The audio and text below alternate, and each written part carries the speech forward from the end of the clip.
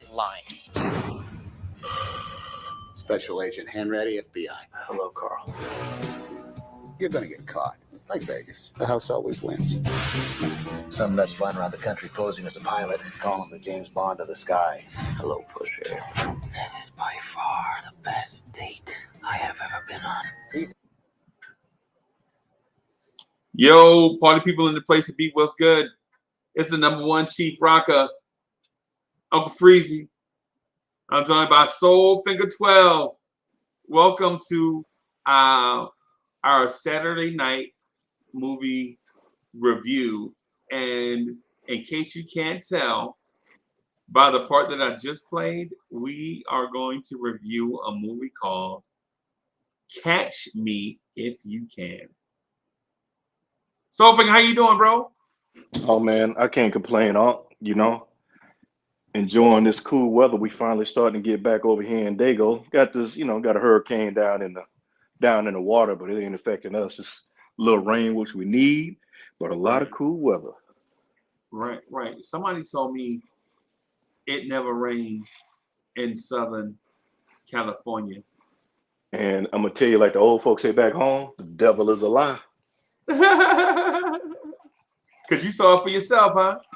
Oh man, look, the bad thing about here, people can't drive in the rain. They lose their mind. Oh man, they lose their mind. Oh yeah, they can't drive in the rain out here, man.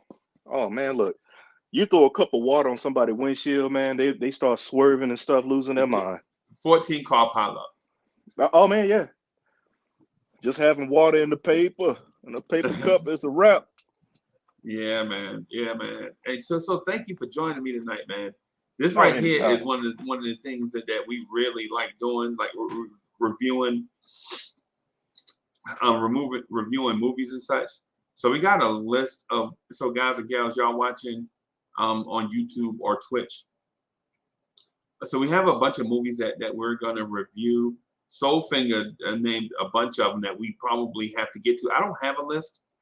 So what I think we can do is go by viewer choice and recommendation, and what Soulfinger and others have to offer. I don't really have a movie list because I love movies, so I'm open to just about watching just about anything as long as it's not whack. You know what I'm saying? Long as we know it's not whack. Yeah, and I'm the same way. It's just some movies just kind of jump out and stick to you, and then you have those. And it stick to you in a bad way, stick to you in a good way, And it just depends on what you're looking for, substance wise. They stick to you like grits, right? Man, fish and grits all day. Yeah, man. Miss Geraldine is in the building. Miss Geraldine, how you doing? It's good to see you. What's going on, Miss Geraldine? The great Miss Geraldine. Yeah, man. So Soulfinger, I'm gonna play another portion of this thing, and then we can get started with the movie review. All right. Right. Just want to play this part right here. So it's probably about 20 or 30 seconds. He's a kid. That's why he doesn't have a record. 30 milligrams of codeine every 4 hours. Do you concur? I concur. Dr. Harris. Yes? Do you concur? Concur with what, sir? Ma'am, I'm sorry to have to tell you, your son is forging checks. I have a payroll check here I'd like to cash. I'm working part-time at the church now. Just tell me how much yours and I'll pay you back. $1.3 million. Wow. Wow. I like that part. I like that part. It took me right there when he was with the concur. And we'll get into that. I know we get into that, but that one, that part, that tickled me. Yeah, man. So first of all, let me ask you this: Did you see Catch You If You Can in the movie theater, or did you catch it on a movie app initially? Your first time seeing it? Actually, movie theater. Okay. Believe it or not. Yeah, I caught it in the movie theater, and then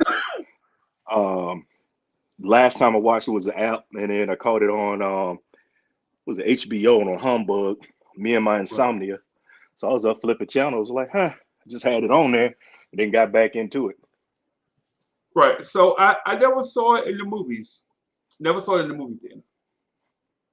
But anytime I see the combination of great actors, right?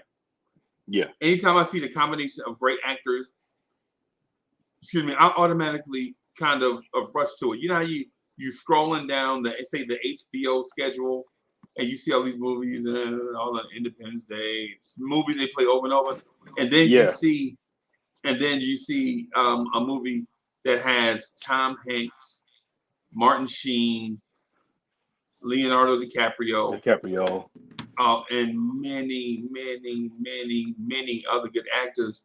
The first thing I do is check out what time it's playing to see if it's worth watching or save it. You know what I'm saying? Like you put it on queue and then have it go to your. Well, I don't know if DVR exists anymore, but I used to DVR a lot of stuff. Yeah. And then go back and watch it. Right. No, you know what? I still to this, I used to, that's when you had the VCR too. You know, in the days of the VCR, setting it all up. Or you get your man that had them bootleg joints. You watch them like that. Just depends if you knew the right bootleg cat with the good quality. Yeah. Keep it a buck, Depending on what barbershop you went to or something, right? Yeah, which barbershop. You like, oh no, they got them other joints we always see somebody on top of somebody's head and hear somebody eating popcorn and drinking out of the soda, and stuff. Yeah, man. Yeah, man. So this movie here, it was intriguing to me. The title jumped out at me. Catch Me If You Can. Right? So when I first heard the title, Catch Me If You Can, my initial thought was, wow, this is like an espionage movie. This is gonna be a fast-paced movie where people will be running from people. There'll be car chases, shootouts. That's what I thought initially, right? That's what I thought. And then once I went back and saw the trailer again, it's like, hey, no, this dude is not gonna. This is not a shootout movie. This is a guy that's gonna be slick. This is a slick guy getting away, Harry Houdini style. And then so once I saw the theatrical trailer, I was like, you know what? I think I kind of like that. So what happened was initially years went on, I never watched it. I think I watched it. I bought the movie from one of those box movie places. You remember the box movie places where you can go buy movies like a Blockbuster I can't remember the other one. Hollywood Video, like that was the other one. Yeah, and or something like that. And so I bought it when I bought that 8 Mile and some others, Vanilla Sky, some other joints. And I watched them, and I was like, and I just didn't watch Catch Me If You Can. And the kids would watch it, and I would walk through. I see certain. It just didn't. I just couldn't bring myself. But so, about 10 years ago, I watched it. Right, just came across the screen, and I watched it from the beginning to the end. I was like, wow. Yeah. Once it gets going, you can't get away. Yeah.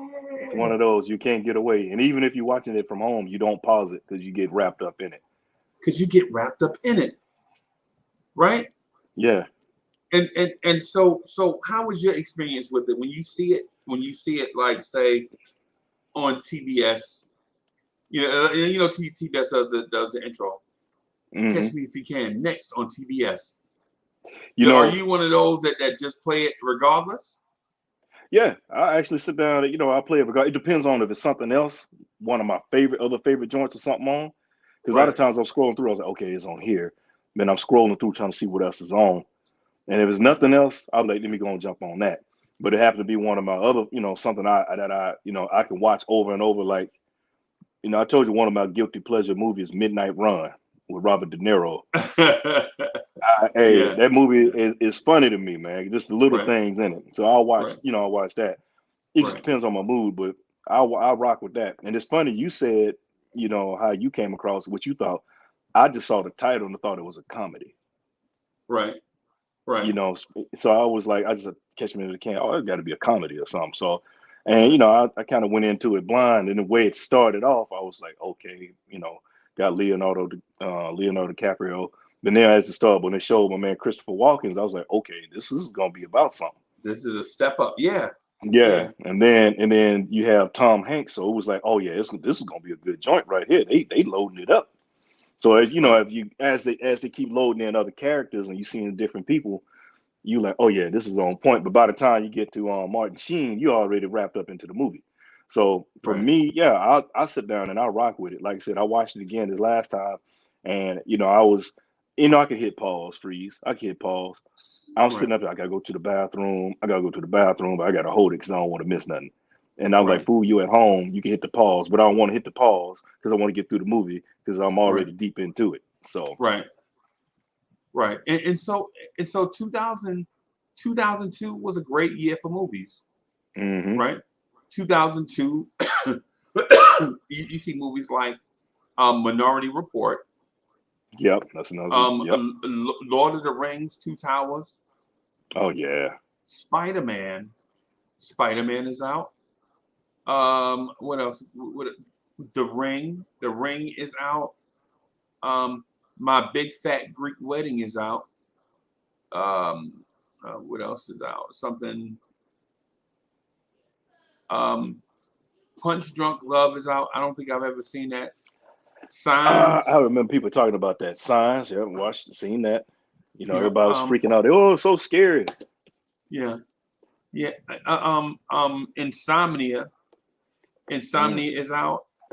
A Christopher Nolan movie with Al Pacino, Robin Williams, Hilary Oh Swank. yeah, that was good. That's a good movie, Insomnia. Yeah, man. Hey, Coach, how you doing, man? Yo, How you doing, man? what's up, fellas? Hey, What's What's happening, up, man. Coach? Soulfinger? How you doing? Oh man, can't Hey, complain. sorry, our little conversation got dropped the other night. I don't know what happened. We lost that connection. Okay. Okay. Me and Soul were talking backstage after vibes and stuff that other morning, and Oh yeah, it's all good because I I figured cut it out. probably timed out. It probably timed out or whatever. Yeah, Yeah, we had but a good little conversation going on. yeah, by the time I would figure it out how to get back in, he was already gone. So Yeah. Yeah. Things happen, bro. And so, Coach, we were talking about movies that came out in 2002. Like hmm Lilo and Stitch came out in 2002, right? 8 Mile came out in 2002. okay. A bunch of Minority Report. Minority Report came out I remember that 2002. was. I mean, because I remember when I looked up.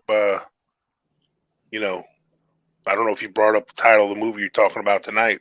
Yeah, we did. Yeah, we were already Yeah. in, played clips and everything. So Oh, okay, cool. yeah, so Road to Perdition was out. City of God, The Good Pianist. movie. Good movie. Road to Perdition. Man, that's a good movie. Yeah, man. Yeah, man. Gangs of New York came out in Another good 2000. Oh, movie. that was A really good movie, right? man. Leonardo DiCaprio was busy Was busy, right? because Spider-Man. he had two big movies again. He was in Gangs of New York. Yeah, the Lord of the Rings, The Two Towers came out in Oh, 2002. those So are there were a bunch of movies that came out in 2002. So there was a lot of competition for your viewing dollar. Danny Landis is in the building. Was good. Yeah, there man. he So is. Coach, did you see Catch Me If You Can in the movies, or did you catch the theatric version, or did you rent it, or did you watch it on a television app? I think I know I know for sure. I rocked the old uh, DVD rental when I watched it Okay. because I'm of the unless it's something real huge as far as like even back then for me I only went to watch like big like epic movies in the theater like action movies and like I know I watched Lord of the Rings in the theater and stuff, the ones that you're talking about that came out back then. Okay. Mm-hmm. So Danny Landis is in the building. What's good, Danny? How you doing? yes, sir. Salute, Soulfinger, Coach. What's going What's on, up, Danny? Danny? That Yo. this would have been considered kind of like a date movie back then. I think I was hitched at the time. Catch Me If You Can. So let me. So for you guys, so just because you guys are here, let me do something real quick. I want to go back and play a little stretch just to give you a refresher of where is it? Okay. All right. So let me go back here. I'm just gonna play this little spot.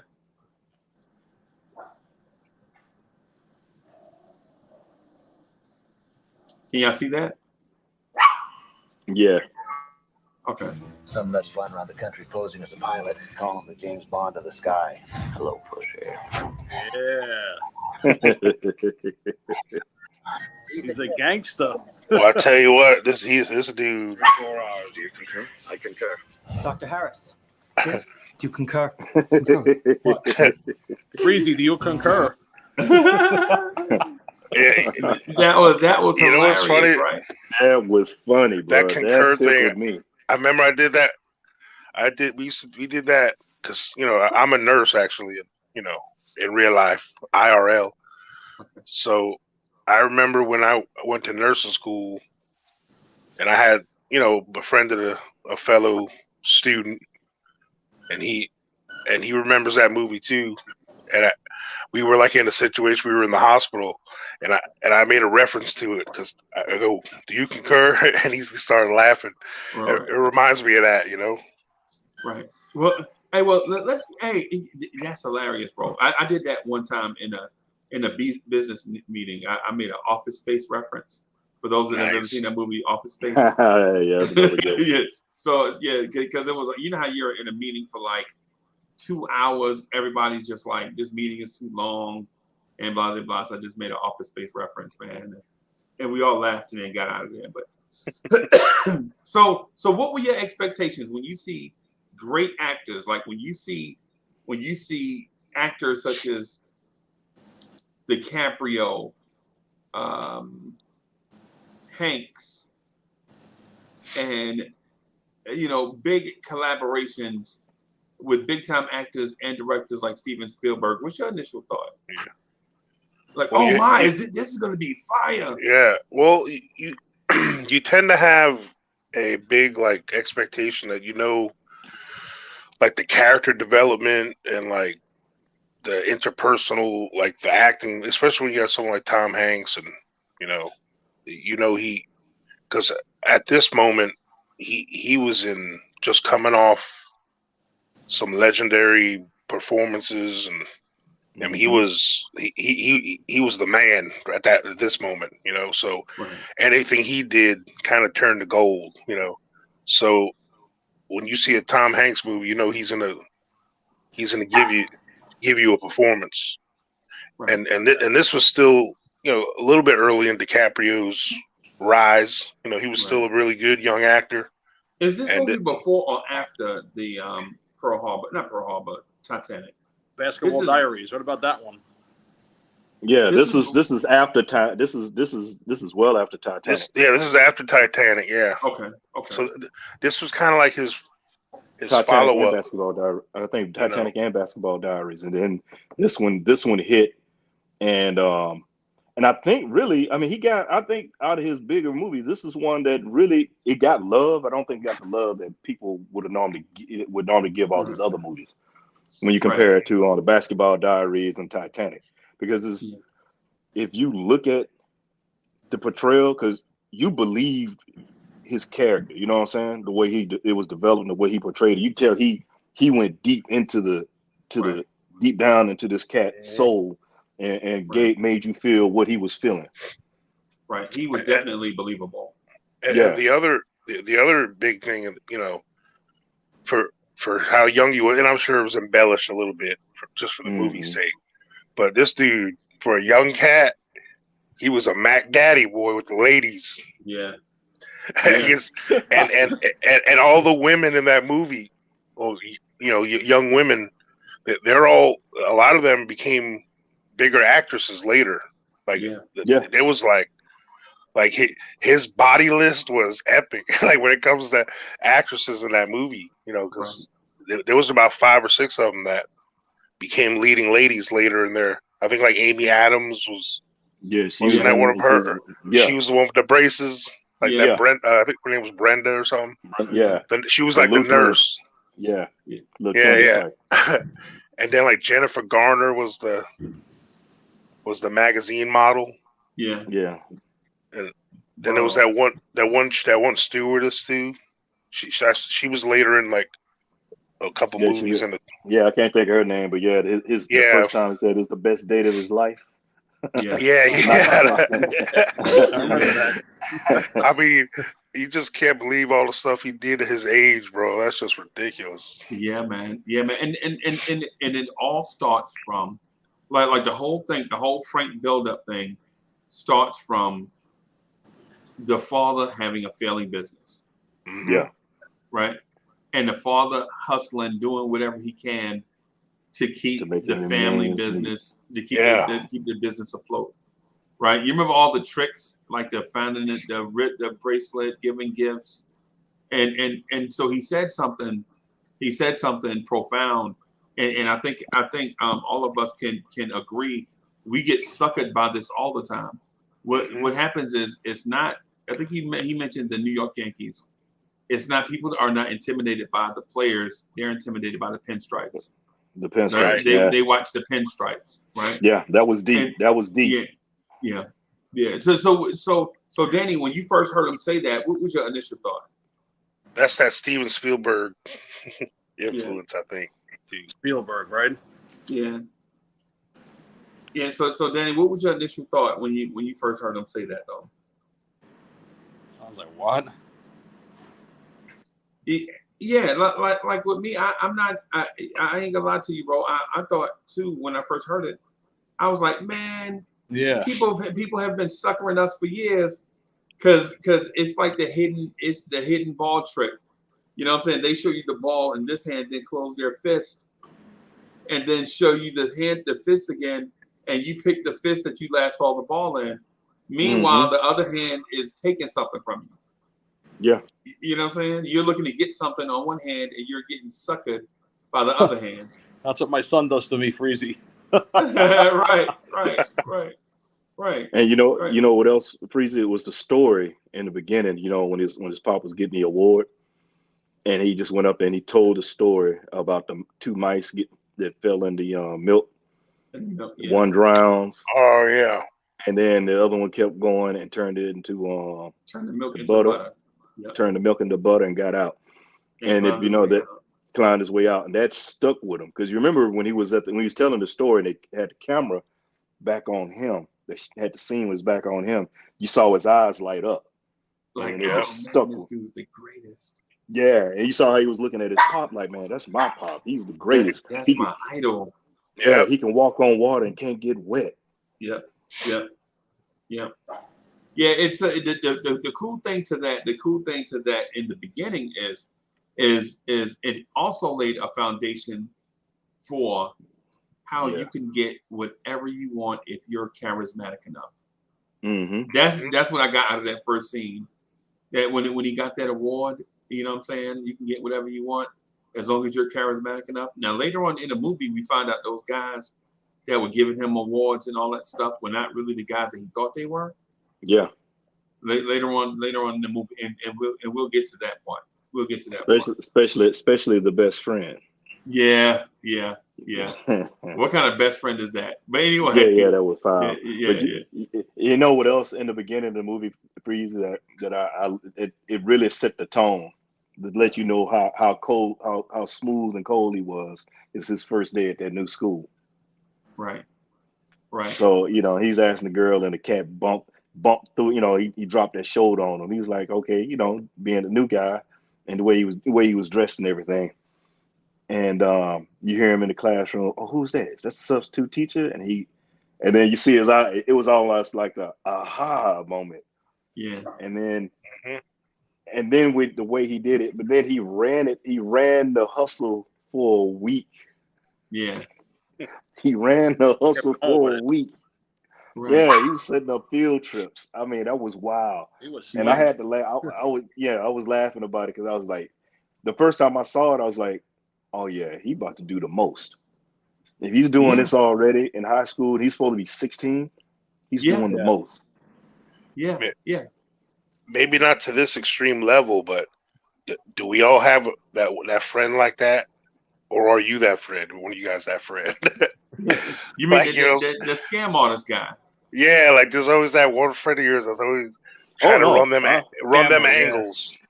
no, I got a partner like that. We were on ship together, man. I got a homeboy that was like that. You know, he worked he was like the Navy. We had the Navy counselor, right? And Navy counselor help you with your with your career and try to help you with your orders and stuff, right? Right. And then you got your SKs who's in charge of supplies, the sodas, all the good stuff like that, the laundry room and all like that. People thought that he was the SK1, as they call it. SK1, same as a staff sergeant, E6. And Caps sitting over there watching, over there like, hey, SK1, can you help me out? I say, hey man, you know what? Don't worry about it. Give me a soda real quick. And I take care. He's like, all right.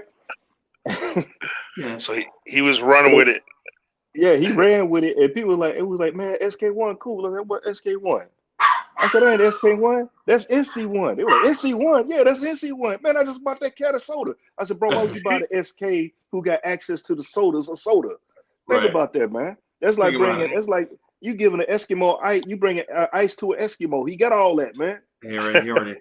That's the one thing he has in bulk already. Oh, already. Right. But people thought that he was the SK, but they were buying him sodas and getting them stuff. I was like, bro. It was wild, man. I was like looking at him like, man. We actually started calling him Hustle Man. We started calling him Hustle Man. And he was my right hand. That was my right hand too on the boat. So I can't even lie. I sit there and watch him all the time. I think we all have guys like that though around us. But the intriguing part to what we mentioned about him being a substitute teacher is, you remember the substitute teacher that was supposed to take over the class. Yeah. They had the dialogue at the beginning. She was in the door, and he was like, "Oh, I got it from here." He talked, speaking to all experienced, like he knew the game, and he believed it. Like in his mind, I believe he was the substitute teacher. Like that role that he adapted, I believe he entrenched himself in that role. Yeah. And you would see him do that in other parts of the movie, like entrench himself in a certain role, and that's what made it believable. Right? And the other thing is how fast he could do it. Because he was I mean, think about it, he was on genius level. Yeah. To be able to do the thing, to come up with the scheme, especially at the age he was at. Yeah. But to step in, and it was just like he could his mental was so strong that he actually believed. He went from believing to knowing that he was this. Yeah. Yeah. I'm the teacher. Right. I don't know nothing about it, and I'm teaching French. And it's a key moment too in that. Remember, he was teaching French. It was a French class. Right. And that's because he knew a little bit of French because his mom was French. Yes. His mom was French, but because remember when the grandmother was talking to him, he didn't understand much what he was saying. No, he was speaking. Right. But he hustled it because of his mom's. Just on that, he just needed just a sliver of information, and he would run with it. And that's key. That's key. Yeah. Because you see that theme throughout the movie, just a sliver of information, and he can portray a role. That's it. Right. It's something that I wound up man, I forgot the point I was just about to make. I was all ready to tell the story too. I'll probably remember in a second. Go ahead. Yeah. But you saw that. How long did it take the staff there at the school to find out that this dude was a student, that he was a fraud? A week. No, it was a week. Yeah, it was a week. It was a week. Right. And the funny parts to this too is that when the kids were unruly in the class, like at the very beginning, when the kids were unruly in the class and all that stuff, something in him just clicked. Yeah. He just went up to the board and just got into that role, and everybody assumed their normal positions. Right? He was believable. Yeah. So he's a survivor. He just finds a way to figure it out. Yeah. And so the thing I want to ask y'all is, we saw him do that for the first time But in y'all's opinion, do you think that's the first time he's actually done it? Oh no, you already knew that just because it was too easy. But he was running that same kind of game with his pop, because his pop was the one that was putting him on and growing him, grooming him. Right. You saw that, and then too, his pop was his hero. Yep. Again, so that was the basis of everything. So everything he was learning is like with your sons. You know, we all have a son, and you teaching your son, oh no, son, this is how you do it. Right, But right. he cultivated that because his pops was running game like that. Right. But just not on the level he ran it on. Right. Right. He probably was running little schemes when he was younger. You know what I'm saying? Mm-hmm. Like just to warm up. And then like that substitute teacher one was maybe the first kind of bigger one that he was like, maybe I can do something with this and on a bigger level, you know. Do you think he planned that? Because remember the first day of school, they were like, man, you don't have to wear your uniform to school. Remember the uniform he had to wear to his other school? Yeah. And when they changed neighborhoods, and then he went to that public school where he pulled the scam at, he had the uniform on from his previous high school. You know, right? So, you know what he looked professional compared to the other students. So he kids, stood out. I think what it was, Freezy, he was looking to run a scheme or something like that, run a game, but not on that level. Okay. Because you notice he was very throughout the whole movie. His key thing, he was very opportunistic on everything. Everything. Because he was look how he was getting information from people. So he would get information from So say if he wanted to be sheriff, case in point. And I want to jump ahead, Freezy. You don't mind me how he was getting information about pilots. Right. You know, we'll address that. But he could ask a taxi driver about information. How do I get to the train station to be a conductor? And he starts from a taxi driver, and he could probably talk to somebody on the newsstand, then wiggle his way into actually getting to somebody in the rail system to get in. It was just the way he was doing. It was like bam, bam, bam, bam, step by step, but step by step. And he was assuming he would morph into whatever he needed to morph into. Right there. Right. I mean, on the spot. Right. Even when the check cashing thing. Remember the check cashing thing? Oh, that was beautiful. The initial check cashing thing. Right. Mm-hmm. Just you know what I'm saying, even with that, right? Even with that, you were like, yo, this is crazy how this dude got his information. Yeah. You know what I'm saying? He first just thought about just bouncing checks. Just bouncing checks, that's it. Yeah.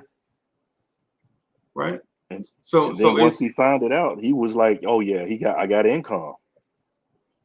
Right. Bro, it's crazy, man, how this thing progressed, bro.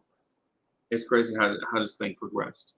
I just seeing the kid out on the streets though was sad. Remember, so in the beginning of the movie, so he was trying to find his way. He wound up a lot of things happening. He going to school. He come home, found out his mom is cheating. Yeah. He found out his mom is cheating with just anybody, just random people. It's just like she just cheated with random people at first, right? And then the dude from the Rotary Club. Yeah, your best friend. Yeah, I think that set him off. Yeah. Mom started getting out there when they had to move from the house to their small apartment. She couldn't deal with it. Yeah, because she lived a certain lifestyle with him, right? With Pop, and then all of a sudden now you're not happy. And he because remember he asked him, "Where's your mom?" Oh, she's probably out looking for a job. Said she's gonna look for a job, and they were laughing about it. Right. So Mom's wasn't out there looking for a job. No, she wasn't. Yeah, she was out there getting her TLC on because she was creeping. Yeah. Part of that too was Christopher Walken's part about putting the business before his family.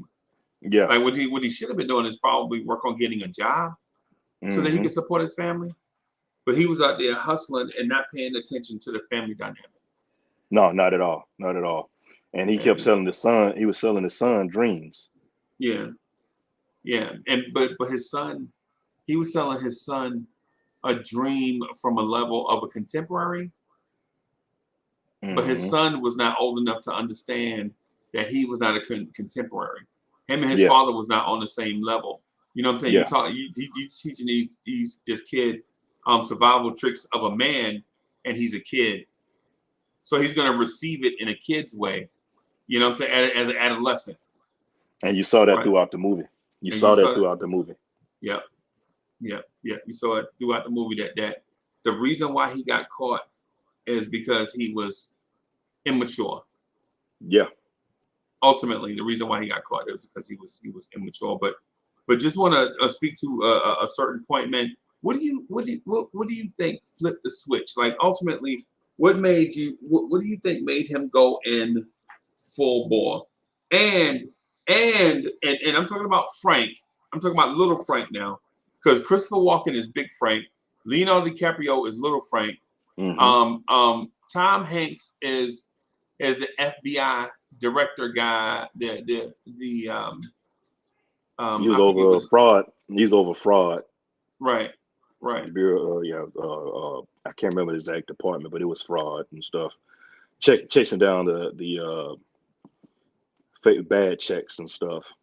I can't think is the same title. I'm trying to think of it. Just seen the movie too. Yeah. So you got and the thing about it is when you hear the title "Catch Me If You Can," initially the person that is being chased is not Little Frank, it's Big Frank. Yeah. But Big Frank is not breaking any laws. He's just hustling. He's getting up to the law, but he won't break them. You know what I'm saying? He's just getting close to these odd spaces. Like he walk in the bank, he trying to get a loan for his business, but don't have income, don't have much collateral, don't have much of anything. Because remember the Frank, remember that he put his house up for collateral. That's how he lost the house. They lost the house and the caddy. Yeah. So you have all these weird dynamics going on. You initially, it's like, yo, how is this dude gonna survive this thing? And then comes to find out, not only is the viewer watching Big Frank try to hustle to survive, Little Frank is watching Big Frank trying to hustle and survive also. You know what I'm saying? And what I like was Big Frank was always telling him about where you going. Where you going, son? You going to some tropical island, some exotic place? Right. You know, because they were talking about that. Because you remember they talked about that at dinner about how they would go, how they're gonna go to these tropical islands, a tropical place, exotic location. Right. He bought his pops at that dinner in that hotel when he was back in town. And for those that are watching the movie, I know we're skipping all over the place and a little bit. We're assuming that you already saw a movie that's 20 years old. You know what I'm saying? So spoiler alert, if you hadn't seen it, this might not be the review for you.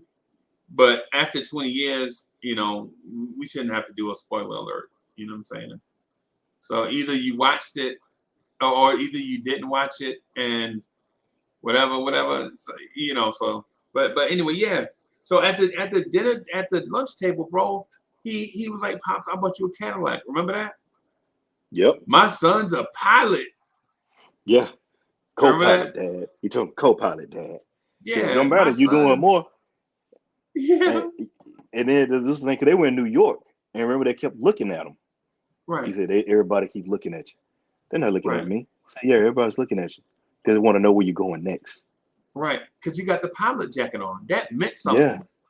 When you were a pilot, that meant something. That meant you were special. Back in those days. So that was a little bit before my time. Or well, probably a lot before my time. That was just like That was a lot before your time, Freeze. That was like what? The late 50s, early 60s? Yeah. Yeah, so that I was, think a lot of it like, set off in 63. It started kicking off in 63.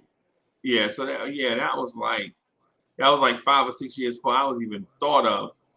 You know what I'm saying? Yeah.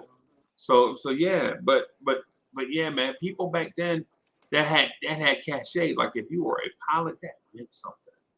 Yeah, because He too you remember when he expressional. saw the first pilot, we was in the hotel Yeah, and how everybody was reacting. He looked and his eyes lit up, yeah, and then he ran the scheme. Oh, I'm a student of whatever high yeah, newspaper, and I right, like to interview. And again, he saw the opportunity. He took it. He right. didn't get a sliver of information. He got a truckload of And he information. got a truck, like even got a badge. Yeah, and got a badge Even expired. got a Yeah, badge. The dude was like, "Oh, that's an old badge, man. That's yeah, don't worry." He's like, "Can I see your badge?" Yeah, sure. Hey, yeah, don't worry about that, man. That's an old badge, man. You know, blah, blah. it's And that just show expired. you.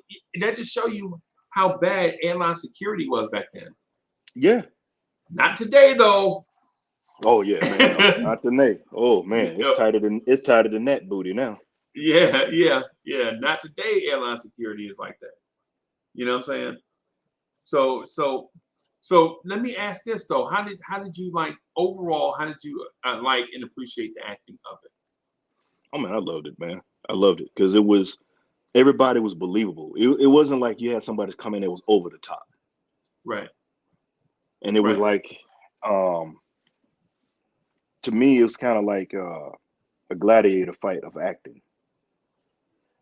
And what I right. mean by that, every time he would step in a room, especially when he was in there against these OGs like Martin Sheen and Christopher Y- Walken, Yeah, yeah, it wasn't like he didn't overshadow, they didn't overshadow, it just kind of meshed. And then yeah, you're talking about the ladies that were in there, the women that were in there that yeah. later career actually blew up. You notice he could have overshadowed them, but he didn't. It was kind of like Right. cool, especially with Jennifer Garner. Yeah, Because yeah, what tickled me, and I know we jumping around.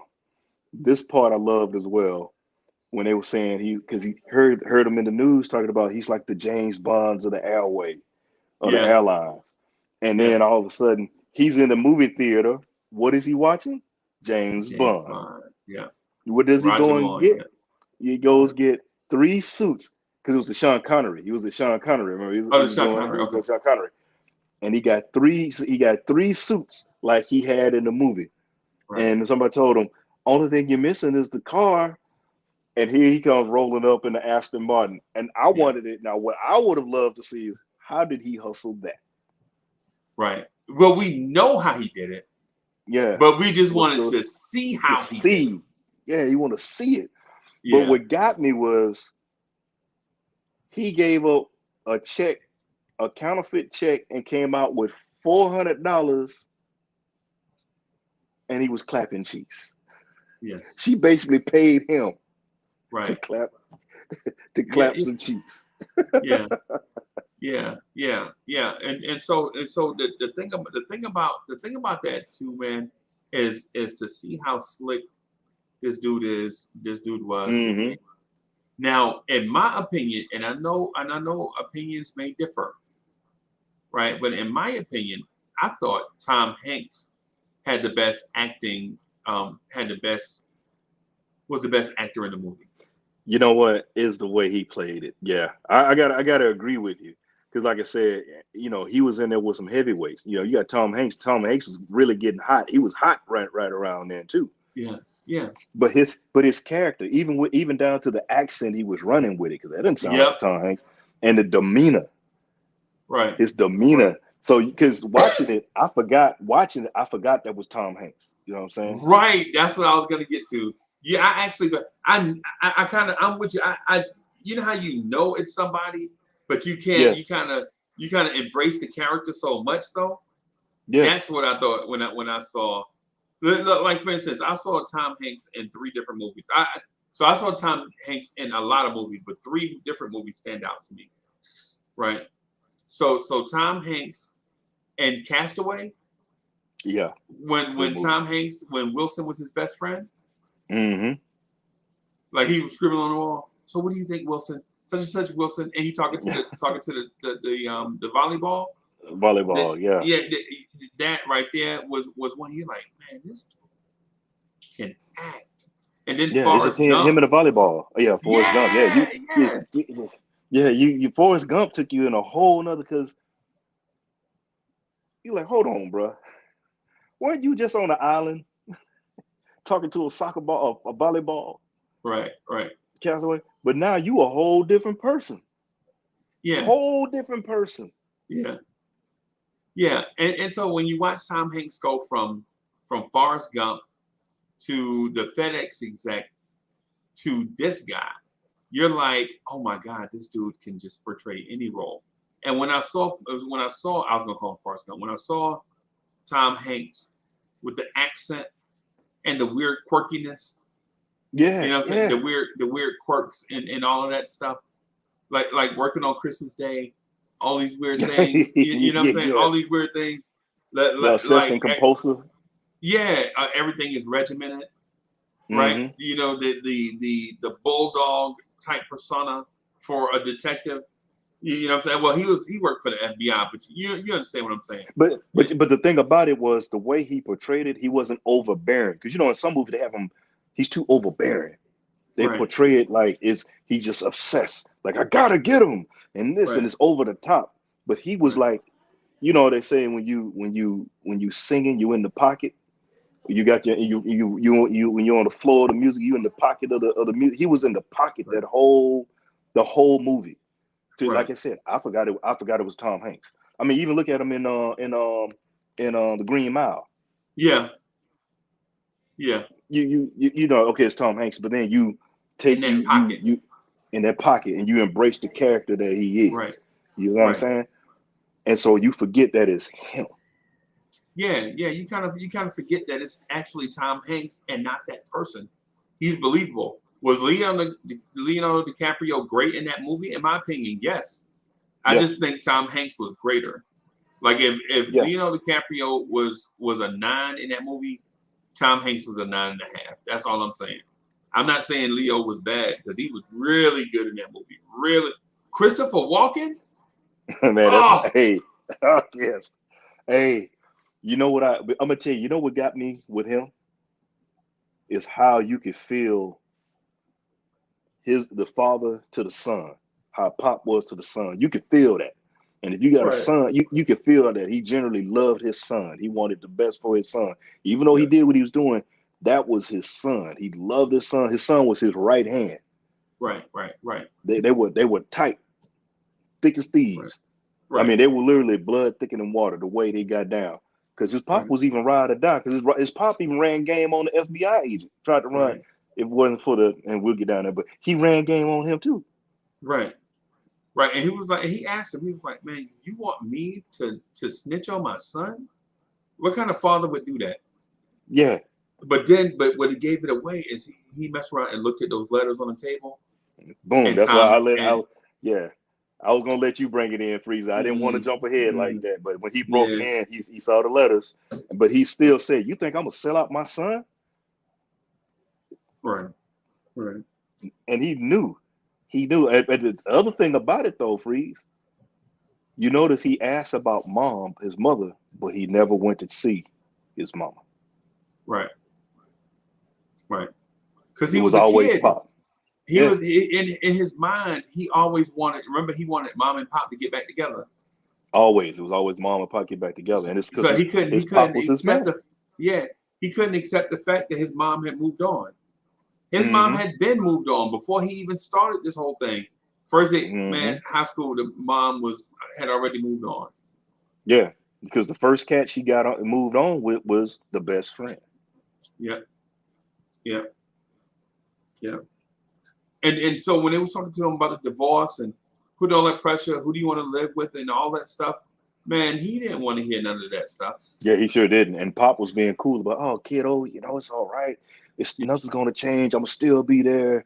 Just go and put the name on the paper. You'll be all right. And he was it was too much for him. Grandmother he hadn't seen since he was a little baby because he couldn't understand all the French she only spoke French. What is she doing here? Yeah. Just the fact that she was there, he's like, what is she doing here? It's not a holiday. Yeah, it just flipped his whole world upside down. You talking about signing divorce papers? I didn't know what was going on. Right. We're gonna move, and you taking me away from a pop. Yeah. And next thing you know, he was in the wind. Next thing you know, he sleeping on park benches.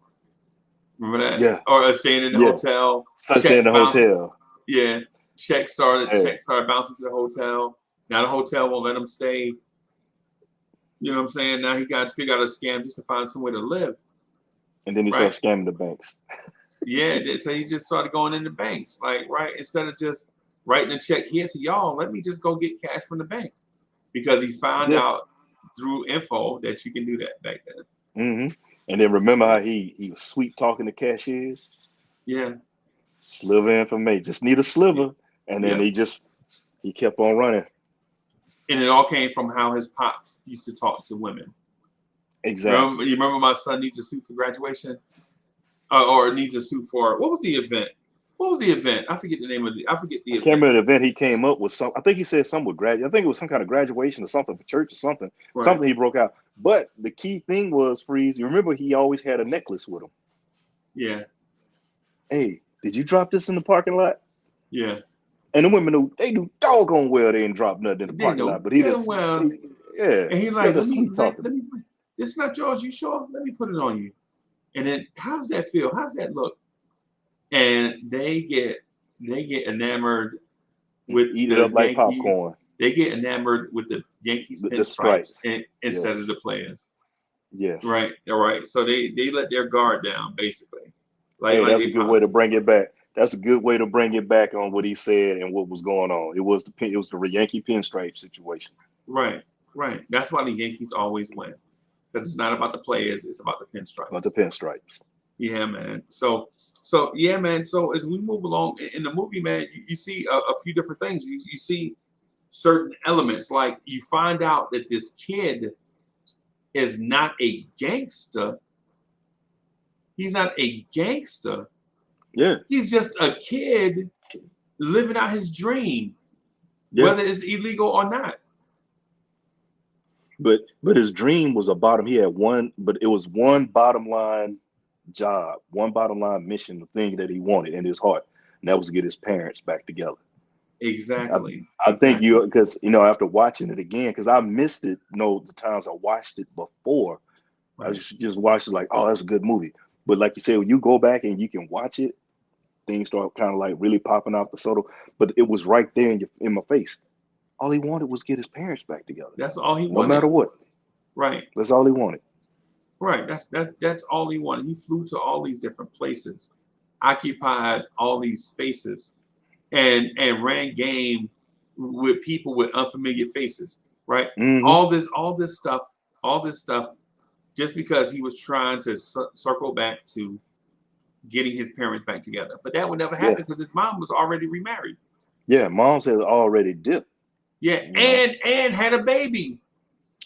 That was the cold-blooded thing about it. Mom's had a baby. The thing is, and he never wrote her any letters either.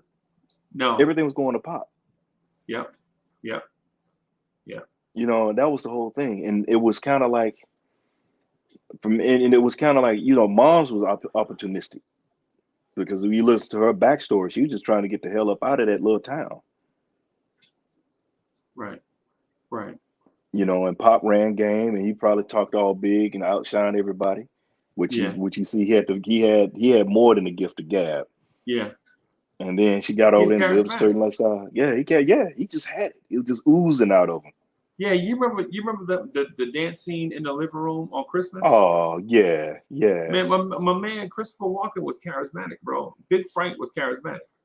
Yeah, the whole time. Yeah, when he told the story about how he met his wife, it was World War II. We come across this little village, we saved the village, and this young lady about my age is doing the what do you call the dancing thing when you dance in the cinema?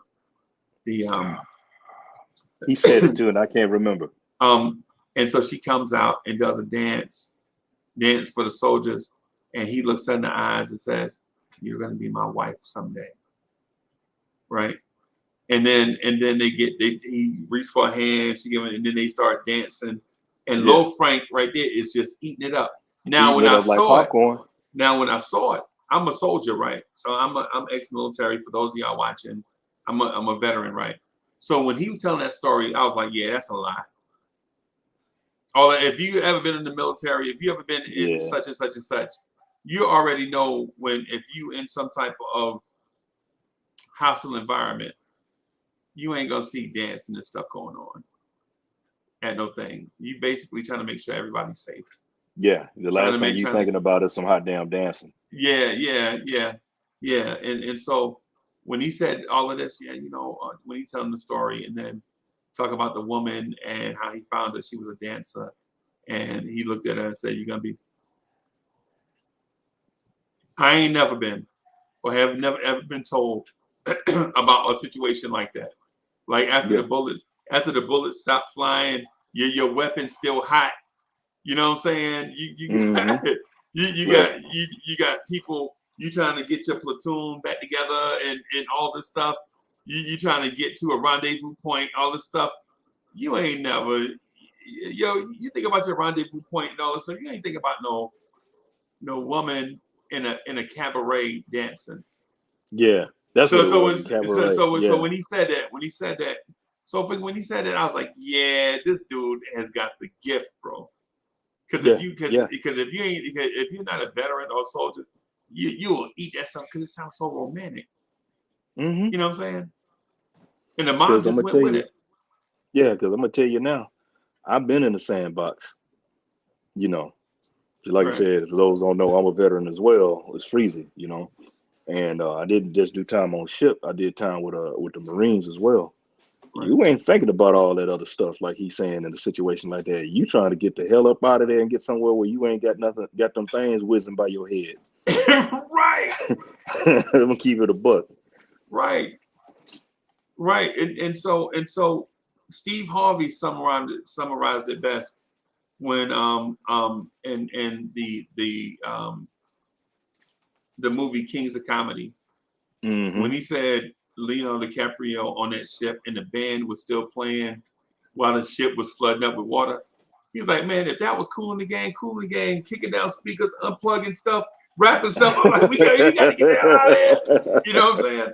So yeah, so just a little another movie reference there, but yeah, man. So I want to fast forward a little bit because I only wanted to do for about an hour, but ultimately he gets caught in his mom's hometown in France with a big printing machine printing money, right? So I'm fast forwarding through a lot of stuff just for the sake of that end scene, right? I think what it was is he developed a fatherly relationship with the guy that was chasing him. He did, because they only talked on. He would always call him on Christmas. On Christmas, and Tom Hanks, the detective, the FBI agent, realized that he called him on. Well, the first time he called him, said, "You know why you calling me? It's because you're lonely. Right. You by yourself and you're lonely." And he got mad, hung the phone up, and that's when he's like, "I got him." That was the first mistake right there. It wasn't the break that it was, and it wasn't really the whole break in the coffee shop when he saw Barry Allen, the name on there, and the kid asked him if he was a collector. He's like, "What are you talking about? Comic books." That's the Flash, the superhero. That's how you realize he's kind of dealing with a kid. Yeah. But it was that phone call, and he realized that he's lonely. Yeah. He was a lonely little kid that's not wanting to do any harm, but he is breaking laws. Yeah. You know what I'm saying? That's how Tom Hanks, because Tom Hanks walked up to him several times. Like, remember the hotel scene in Miami? Oh, yeah. Remember, they came face to face. They were in the same hotel room. Even handed him his wallet. Handed him his wallet full of nothing. But how fast he jumped on it. Because remember when in Miami, the guys that were in the hotel with the blind guy and the other guy. Right. The way he played it off, like he was special. He said he was Secret Service. Yeah. The way he did it, and he said, "Yeah, we got the perpetrator going to the car, and they just happened to go out, look out the window. He's got him, and the way that the guy's blind, so he got to put his hand on his head to help put him in the car. Yeah. So that's why he was thinking that. So I was like, I was like, this cat is slick. He is slick. That's why when you hear the title "Catch Me If You Can," it throws you in a bit because the dude never really ran. Yeah. Like that, there were maybe that one scene in the hotel where he ran. Mm-hmm. That was it. But when he got further enough away, he just strolled off. Well, his pop told him, keep running. Yeah. Just run, Johnny. Just keep running. Keep running, Frank. Keep running. Yeah. Yeah. So ultimately, man, I think the movie was a really good movie. I think it's a must watch if you have movie time to do so. I think it's a must watch. But you know, anytime you can see a Christopher Walken, Tom Hanks, Leonardo DiCaprio, Martin Sheen in a movie, you gotta see it. You gotta watch it. Mm-hmm. You gotta watch it. You gotta watch it. You got anything you want to add before we wrap up, bro? No, I just want to say, if you, like you said, if you hadn't seen the movie, you got to go check it out. That movie was on point. That's one of those. If you didn't know what was going on, you know, if you overlooked it, or you thought about it, check it out. It'll be a written. Yeah. And like I said, they were all like gladiators in there going at it. But like I said, Freezy hit the nail on the head when it came to Tom Hanks. I think Tom Hanks probably had the best performance, but nobody overshadowed one another. No, he didn't he didn't. Yeah, it was everybody was everybody was in the pocket, and it was a smooth movie, man. So hey, if you hadn't watched it, and if you're gonna watch, you got Netflix. It's on Netflix until September 30th. Then after that, it's gone. Yeah, man, you gotta check it out. So let me say this. Thank you to Soulfinger for coming through, rocking with us, checking out the movie night. I'm gonna try to do this more often. To try to get some movies and so that we can review. Thank you to the chat, everybody, for coming in and hanging out. Right. Thank you to Danny Landis and Coach for coming through, hanging out with us for a few minutes. I'm gonna get out of here. Thank y'all again for hanging out with us, Soulfinger, as usual, bro. It's been a pleasure. Peace, y'all. Peace.